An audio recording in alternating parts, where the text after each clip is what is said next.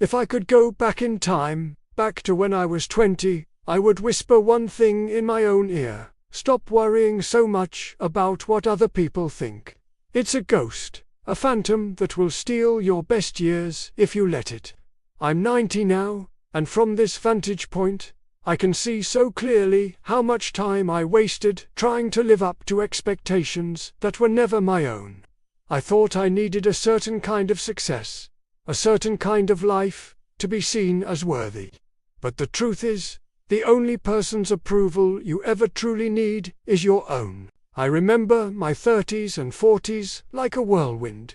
I was chasing a career, building a family, trying to be everything to everyone. I measured my days by my to-do lists and my worth by my accomplishments. I thought that if I just worked a little harder, achieved a little more, then I would finally feel content. But contentment isn't a destination you arrive at. It's a state of being you cultivate along the way. I wish I had taken more time to just sit with my children, to really listen to their stories without one eye on the clock. I wish I had taken that spontaneous trip with my wife instead of saying we were too busy. Those are the moments that glitter like diamonds in the long tapestry of my memory. The promotions, the pay raises, they've all faded to a dull grey. One of the biggest lessons a long life teaches you is about the true nature of time.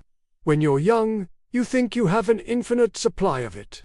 You say, "I'll do it tomorrow. I'll start next year." There's always later.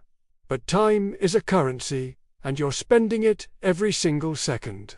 You don't know how much you have in the bank. So don't save your joy for a special occasion. Don't postpone happiness until you've reached some arbitrary goal. The special occasion is now. The time to be happy is today. The most valuable thing you own isn't your house or your car. It's the present moment. Don't waste it. I see so many people today glued to their phones, comparing their lives to the highlight reels of others. It's a trap as old as time, just with a new digital face. That person's perfect vacation, that friend's new promotion. It's all just a story. It's not the full picture. Your journey is your own. Your pace is your own. The only person you should compare yourself to is the person you were yesterday. Are you a little kinder, a little more curious, a little more honest with yourself? That is the only competition that matters. Let's talk about relationships. They are the true wealth of a life. Not the number of friends you have on social media, but the people you can call at 3 a.m. when your world is falling apart. Nurture those connections like a precious garden. Be present. Put your phone down when you're with them. Listen more than you speak. Forgive quickly and love generously. Grudges are a heavy burden to carry, and they only weigh you down. I've outlived so many of the people I loved, and what I miss most are the small, everyday moments. The shared laughter over a cup of coffee, the comfortable silence of just being together. Don't take those moments for granted. And success. What a funny word that is. The world will tell you success is about money, power, and fame. But I've met wealthy people who were deeply lonely and powerful people who were deeply insecure.